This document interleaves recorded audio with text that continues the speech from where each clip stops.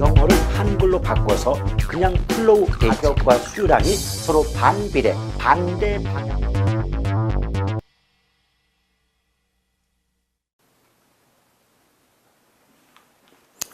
자, 이제 이번 시간에는 이제 우리 여러분 교재 128쪽이죠. 비교 방식, 즉 시장 접근법에 대해서 말씀을 드리고자 합니다. 자, 아까 표에서 보신 것처럼 비교 방식에서 대상 물건의 가액, 즉 가격을 구하는 방법을 거래 사례 비교법이라고 보신 바가 있지 않습니까? 근데 거래 사례 비교법도 결국은 이제 간평 규칙에서 어떤 뜻이다, 어떤 방법이다라고 규정해 놓고 있는데요.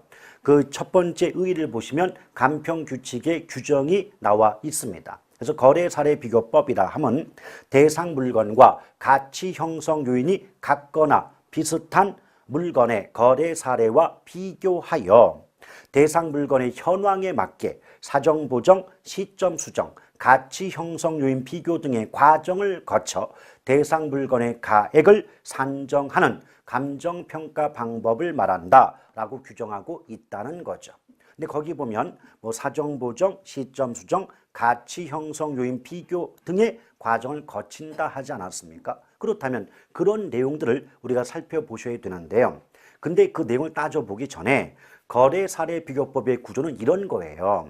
일단 감정평가의 대상이 되는 그 대상 부동산과 가치 형성 요인이 같거나 비슷한 다른 물건의 사례 자료를 수집해서 그 사례 자료를 대상 물건의 현재 상황, 현황에 맞게 고쳐서 대상 물건의 가액을 구하는 방법이 바로 거래 사례 비교법이다라고 볼 수가 있겠습니다. 근데 제목을 잘 보시면 거래 사례 비교법이잖아요. 그러면 시장에서 거래되는 사례 자료와 비교를 해서 대상 물건의 가액, 즉 가격을 구하는 방법이라는 그 의미가 될 것이고, 그럼 어떤 거를 비교하고자 한다면 비교에 필요한 자료를 선택하고 수집할 수밖에 없다는 거죠.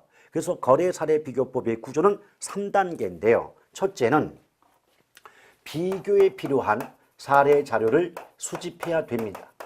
근데 아무 자료나 마구 수집하면 안 되기 때문에 일정한 기준을 정해 놓고 그 기준에 적합한 자료를 선택 수집해야 된다는 것을 배울 수밖에 없는 것이고, 두 번째는 이런 기준에 맞춰서 수집된 자료라 할지라도 아직 그 자료 속에 어떤 사정이나 하자가 개입되어 있을 수가 있겠죠. 그러면 하자 있는 자료를 하자 없는 깨끗한 자료로 만들어줄 필요가 있지 않겠습니까? 그런 작업을 사례의 정상화다라고 말씀드릴 수가 있겠죠. 그럼 사례의 정상화 과정을 거치게 되면 이제 정상적인 자료, 깨끗한 자료가 만들어진 셈이니까 그 깨끗한 자료를 이용해서 대상 물건의 가액, 즉 가격을 구해 봐야 되지 않겠습니까? 그걸 우리는 비준 가액의 산정이다 라고 말씀을 드릴 수가 있을 거예요. 첫 번째 사례 자료 수집 기준은 사시지계 4가지가 있는데요. 자, 사시지계 4가지를 기억하면 돼요. 사라고 하는 건 사정 보정 가능성이 있을 것. 시는 시점 수정의 가능성이 있을 것. 지는 지역 요인의 비교 가능성이 있을 것. 또 개는 개별 요인의 비교 가능성이 있어야 거래 사례 비교법상 비교에 필요한 사례 자료로 수집, 선택이 될 수 있다라고 하는 것입니다. 이때요, 사정 보정할 때 보정이라고 하는 건 결국 수정과 같은 의미니까 큰 의미가 없는데 사정의 뜻이 우리에겐 중요성을 갖고 있다는 거죠.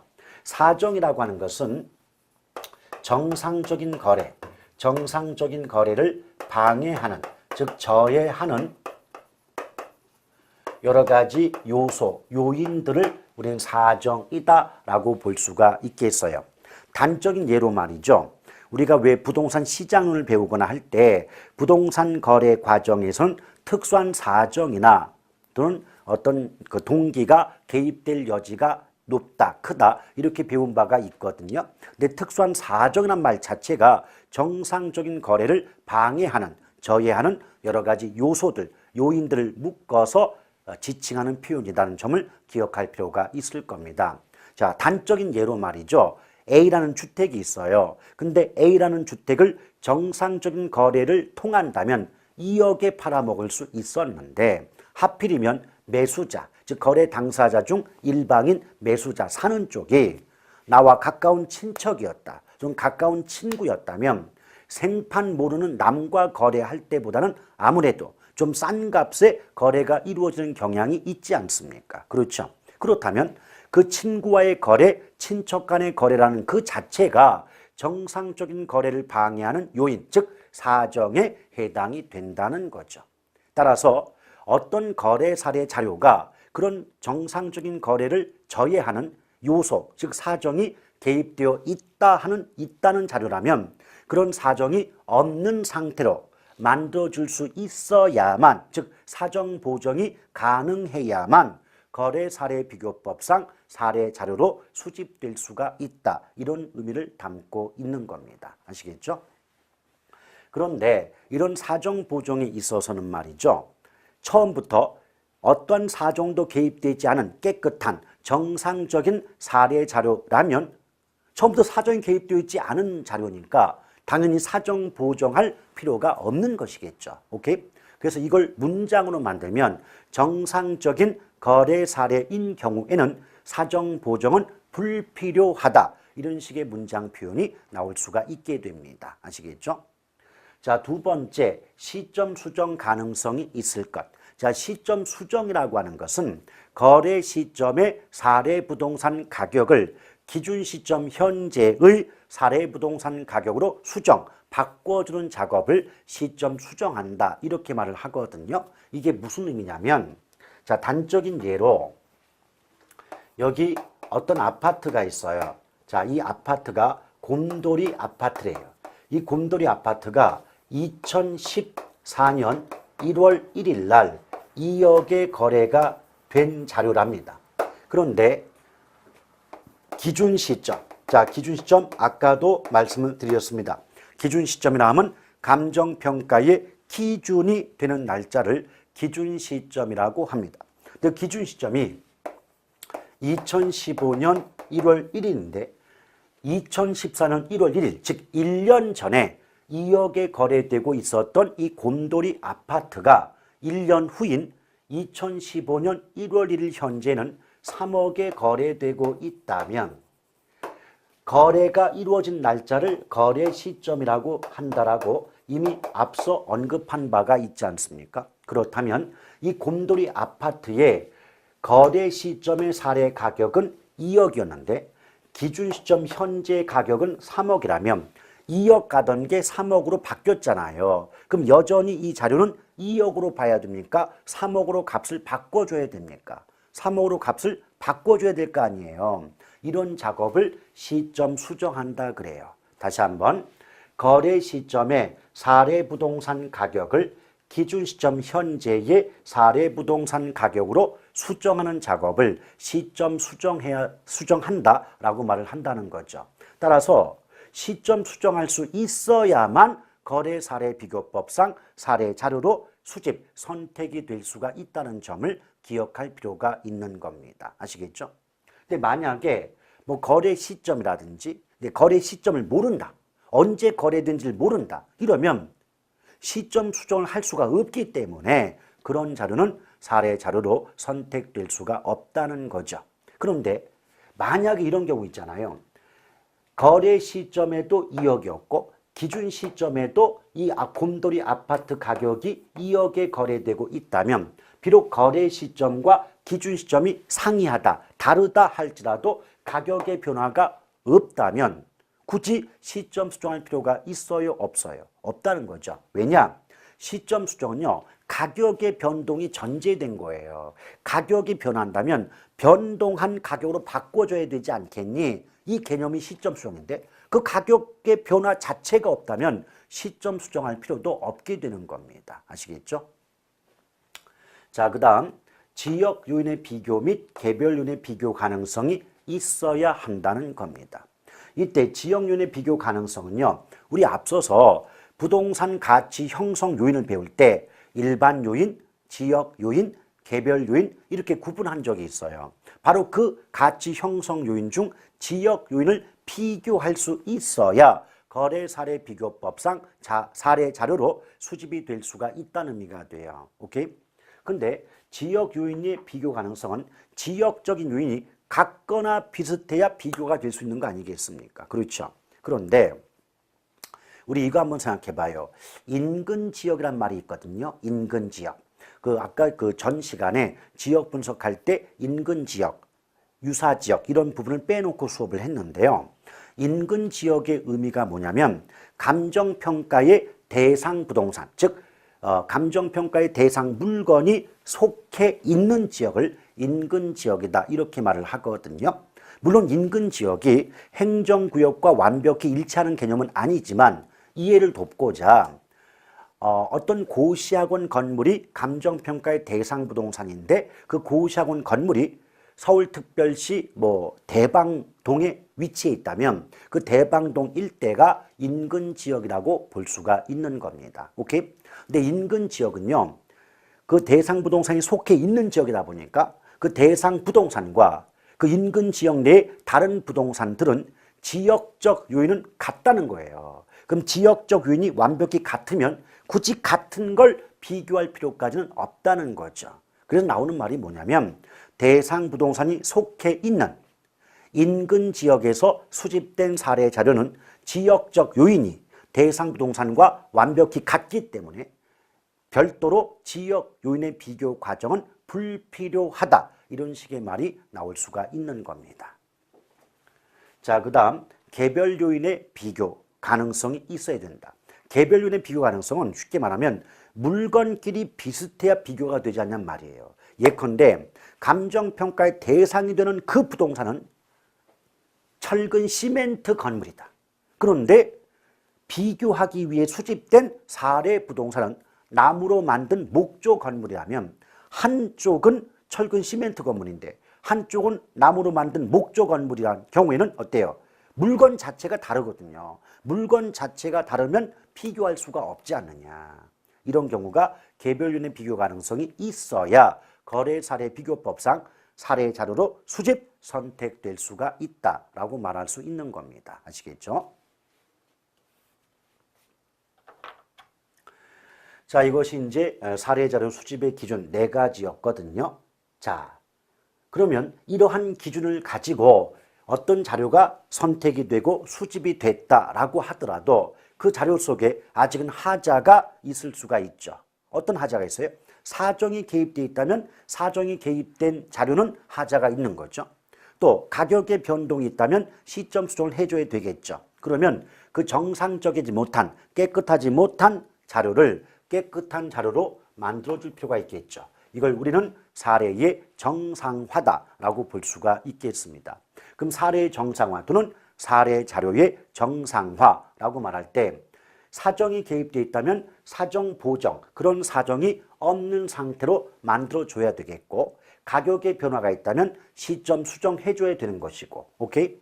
또 지역 요인, 개별 요인의 격차가 있다면 그 차이를 조정해 줄 필요가 있겠죠. 이걸 우리는 각각 사정 보정, 시점 수정, 지역 요인 비교, 개별 요인 비교라고 말을 하는데 그럴 때 사정 보정을 하기 위해 적용되는 값을 사정 보정치라고 말합니다. 우리가 무슨 치는요 어떤 값을 의미하거든요. 예컨대 우리가 학교 다닐 때 그 유사한 값, 비슷한 값을 근사치라고 말하지 않습니까? 똑같아요. 무슨 치라고 하는 건 어떤 값이다 이런 뜻이에요. 그럼 응용해봐요. 사정 보정을 하기 위해 적용하는 값을 사정 보정치라고 말한다면 시점 수정을 하기 위하여 적용하는 값은 뭐라고 할까요? 그래요. 시점 수정치라고 말합니다. 마찬가지예요. 그럼 지역 요인을 비교하기 위해 적용하는 값은 지역 요인 비교치죠. 그럼 개별 요인 비교를 위해 적용하는 값도 개별 요인 비교치라고 말할 수 있지 않겠습니까? 오케이? 그런 값을 구할 수가 있어야 된다는 거죠. 그러면 사정 보정치, 지역 요인 비교치, 개별 요인 비교치. 이렇게 세 가지를 구하는 방법은 동일하다 보셔도 무방합니다.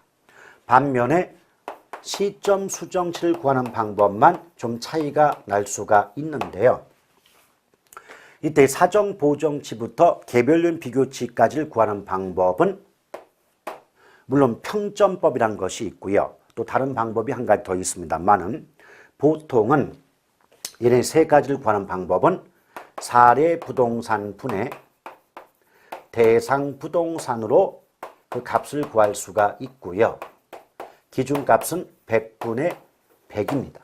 근데 어떤 표현이 나오느냐에 따라서 어떤 조건이 붙느냐에 따라서 그 값을 더해 주거나 빼줌으로써 최종 값을 구할 수가 있게 되는 거예요.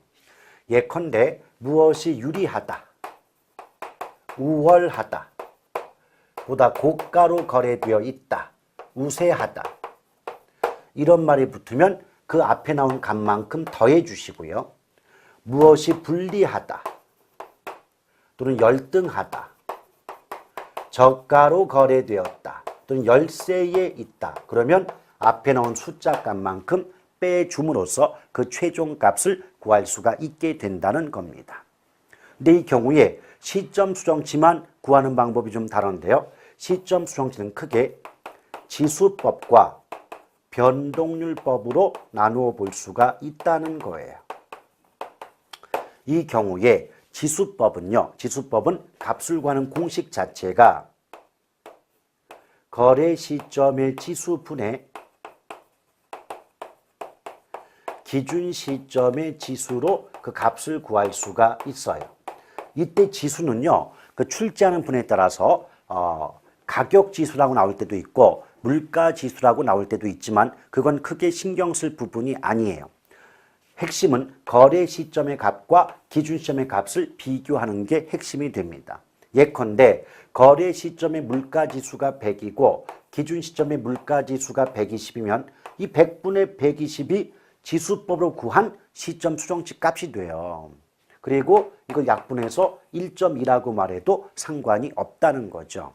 이에 비해서 변동률법, 자 유리 나왔죠? 그럼 약간 공식이 복잡할 거라고 예측이 되지 않겠습니까? 자 변동률법은요. 1 플러스 마이너스 R의 N승으로 그 값을 구할 수가 있는데요. 모든 공식에서 N은 기간이거든요. 기간.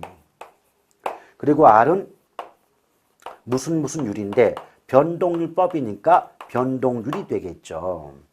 이때 이 변동률은 만약 물가가 나오면 물가 변동률, 땅값이 나오면 지가 변동률, 그 퍼센트를 집어넣기만 하면 되겠고요. 만약 물가 변동 기간이 3년이면 3 쓰면 되고 2년이면 2라는 말을 값을 써주면 되는 겁니다. 근데 물가가 됐든 땅값이 됐든 대부분은 오른다고 나오겠지만 내린다고 나온다면 마이너스 해주면 되죠. 그러니까 물가가 상승한다, 지가가 상승한다면 더해주고 물가가 하락한다 또는 지가가 하락한다 이런 조건이 붙으면 빼주면 돼요. 그러나 거의 대부분의 기출문제나 모의고사에서는 오른다는 말이 나오지 내린다는 말은 거의 나오지 않기 때문에 그냥 1 플러스 R의 N승이라고 기억해도 큰 지장은 없을 겁니다. 아시겠죠? 이게 변동률법이라는 거죠. 근데 이때 요 방법을 이용해서 가볍게 값을 한번 구해 볼 텐데요. 기초다 보니까 아주 쉽게 한번 구해 볼게요. 예를 든다면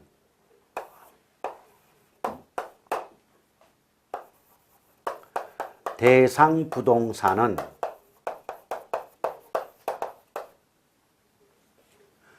정상 시가에 비하여 또는 정상 가격에 비하여 15% 저가로 거래되었다 라고 나왔어요. 이거는 결국 정상 가격에 비해서 저가로 거래되었다는 건 그 정상적인 거래가 이루어지지 못할 어떤 사정이 개입되어 있음을 우리에게 얘기해 주고 있는 표현이에요. 따라서 얘는 다른 말이 없어도 사정 보정치를 구하라는 의미가 되는데요. 자, 사정 보정치 구할 때 앞서 공식이 뭐였어요? 무조건 분모값은 사례 부동산이고 분자값이 대상 부동산인데 기준값은 100분의 100이 된다 하지 않았습니까? 근데 여기서 내용을 읽어보시면 대상 부동산이 저가로 거래되었다는 거예요. 그럼 사례 부동산은 그대로 내버려 두시고 그 저가로 거래된 대상 부동산 값만 바꾸면 되는데, 자, 저가란 말이 나왔어요. 저가란 말 나오면 앞에 나온 숫자만큼 빼달라 그랬잖아요. 그럼 앞에 나온 숫자가 15 아닙니까? 그럼 100에서 15를 빼면 돼요. 그럼 결국은 사정 보정치는 100분의 85가 되는데 100분의 85를 약분해서 0.85라고 해도 상관은 없더라는 겁니다. 아시겠죠? 이렇게 구해지는 게 바로 사정 보정치부터 개별률 비교치까지는 이런 방법을 가지고 쉽게 그 값을 구해볼 수가 있더라는 겁니다. 아시겠죠? 그래서 이런 방법을 통해서 정상적인 자료, 깨끗한 자료로 만들어 줬단 말이에요. 그럼 마지막으로 그런 자료를 이용해서 대상 부동산의 가격, 즉 거래 사례 비교법으로 구해진 가격의 명칭을 비준가액이라고 말하거든요. 그럼 비준가액을 구해내야만 되지 않겠습니까? 그럼 비준가액을 구하는 것은요, 공식 자체가 일단 사례 부동산 가격을 곱합니다. 사례 부동산 가격에다가 사시지계면을 곱해주는데, 자, 사정 보정치, 시점 수정치, 지역 요인 비교치, 개별 요인 비교치, 또 면적 비교치, 이런 것들을 모두 곱해 줌으로써 대상 부동산의 가격, 비준가액을 구할 수가 있게 된다는 거죠. 물론 공식 자체는 사례 부동산 곱하기 사시지계면이겠지만 어차피 곱하기 값은요, 중간부터 곱하든 앞에서부터 곱하든 뒤에서부터 곱하든 똑같은 값이 나오지 않겠습니까? 그래서 순서 자체는 사시지계면으로 기억하시되, 만약 계산을 풀 때는요, 그 계산 문제 나온 조건의 순서대로 곱해줘도 상관은 없다는 겁니다. 그러나 순서는 반드시 사정 보정 뒤에 시점 수정 나와야지, 시점 수정 나온 뒤에 사정 보정이 나오게 되면 순서 자체는 잘못된다는 점을 유념하실 필요가 있겠습니다. 아시겠죠? 자, 그래서 지금 보시면은요, 지금 제가 128쪽의 거래 사례 비교법의 뜻, 그리고 거래 사례 선택 기준에 있을 때 가로 1번 시점 수정, 가로 2번 사정 보정, 가로 3번 위치적 유사성이 결국 지역 요인의 비교 가능성이고, 가로 4번의 물적 유사성이 개별 요인의 비교 가능성입니다. 또 사례 수집 기준 4가지 말씀드렸고요. 오른쪽에 129쪽에 사례 자료의 정상화에서 사정 보정, 시점 수정, 지역 요인, 개별 요인 비교 나오지 않았습니까? 이때 사정 보정치를 구하는 공식을 보면, 자, 여러분 대각선 슬래시가 나왔잖아요. 네모칸 박스에. 그 대각선 앞이 분자고 뒤가 분모가 돼요. 그러니까 어떻게 됩니까? 사례 물건분의 대상 물건, 즉 사례 부동산분의 대상 부동산 값을 구하고, 기준값은 둘 다 100분의 100이고 어떤 표현, 조건이 분명에 따라서 더해주거나 빼줌으로써 값을 구한다. 이런 공식이 되는 셈이죠. 또 시점 수정의 방법에서 역시 네모칸 박스 2개 보면 지수법 그래가지고 어때요? 거래 시점의 지수분의 기준 시점의 지수라고 공식이 나오고, 변동률법은 1 플러스 마이너스 R의 n승이다 라고 말이 나와 있지 않습니까? 또 지역 요인, 개별 요인 비교는요, 크게 동그라미 1번 종합적 비교법과 동그라미 2번 평점법 2가지 방법이 있더라는 겁니다. 자, 그렇게 보시면 되겠고요. 그 다음에 넘겨보시면 배분법이란 말이 나오는데, 원래 배분법이라고 하는 것은 여러분 생각해 봐요. 거래 사례 비교법이잖아요. 그 말 그대로 그 어떤 물건의 가격, 즉 가액을 구하기 위해서는 비교에 필요한 사례 자료를 수집해야 되는데, 아니 그 대상 물건과 여러 가지 가치 형성 요인이 같거나 비슷한 자료가 그리 많지 않겠죠. 쉽게 구할 수가 없단 말이에요. 그럼 비교에 필요한 사례 자료를 수집하기가 쉽지 않으니까 일부분, 복합부동산의 부분만 대상 물건과 비슷한 부분이 있다면 그것만으로도 사례 자료로 수집할 수 있다라고 보는 방법이 배분법입니다. 자, 그래서 거기 배분법을 보시면 복합부동산의 거래 사례에서 일부만이 대상 부동산과 비교성이 있는 경우에 사례 자료를 구하는 방법이다. 여기는 비율 방식과 공제 방식이 있다. 이렇게 말이 나오지 않습니까? 근데 공제 방식이란 말은 그 대상 부동산과 사례 부동산을 비교했을 때 같지 않은 부분을 뺨으로써 가치를 구하는 방법이고, 그 다음에 비율 방식은 같은 부분을 곱해서 가치를 구하는 방법이다 라고 볼 수가 있을 거예요. 단적인 예로 뭐가 있냐면 보세요. 여기 이제 감정평가의 대상이 되는 부동산과 비교에 필요해서 수집한 사례 부동산을 비교해 볼 때 둘 다 4층짜리 업무용 빌딩이다 라는 점이 공통점이래요. 근데 다른 건 다 요인이 비슷하거나 같은데 대상 부동산은 승강기가 없대요. 즉 엘리베이터가 없더랍니다. 근데 사례 부동산은 승강기, 즉 엘리베이터가 있다는 거죠.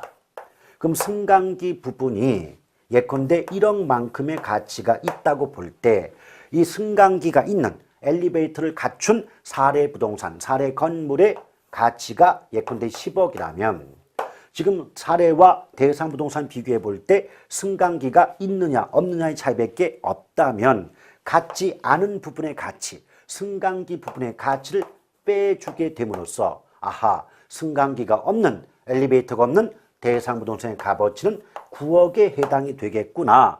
이렇게 구하는 방법을 공제 방식이다라고 말해요. 자, 공제 방식은 사례 부동산과 대상 부동산을 비교해서 같지 않은 부분의 가치를 공제, 빼줌으로써 대상 부동산의 가액을 구하는 방법이다 라고 볼 수가 있겠습니다. 아시겠죠?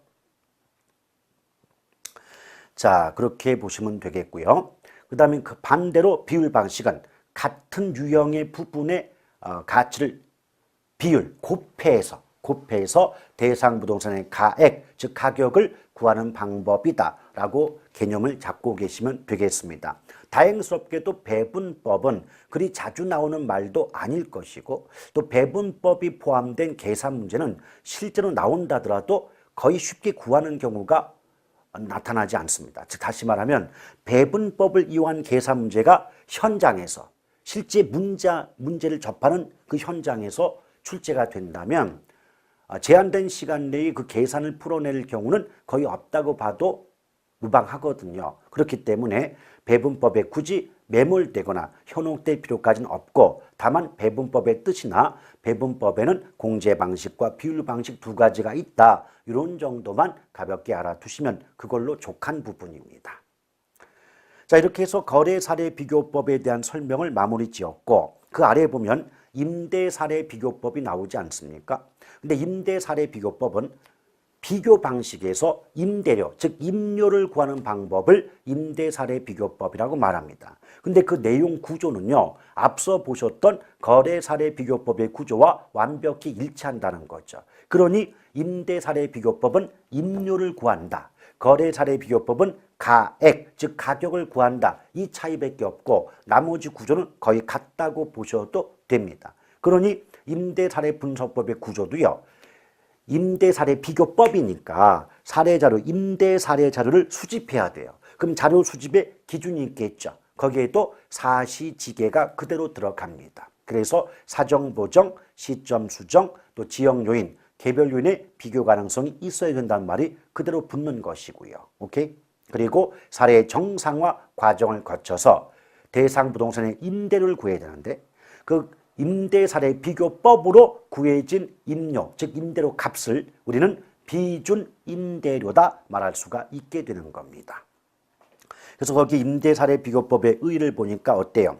대상 부동산과 동일 또는 유사한 다른 부동산의 임대 사례와 비교하여 시점 수정과 사정 보정을 통하여 대상 부동산의 시산 임대료를 산정하는 방법으로 이 방법에 의해 구해진 시산 임대료를 비준 임대료라 한다는 말 나와 있지 않습니까?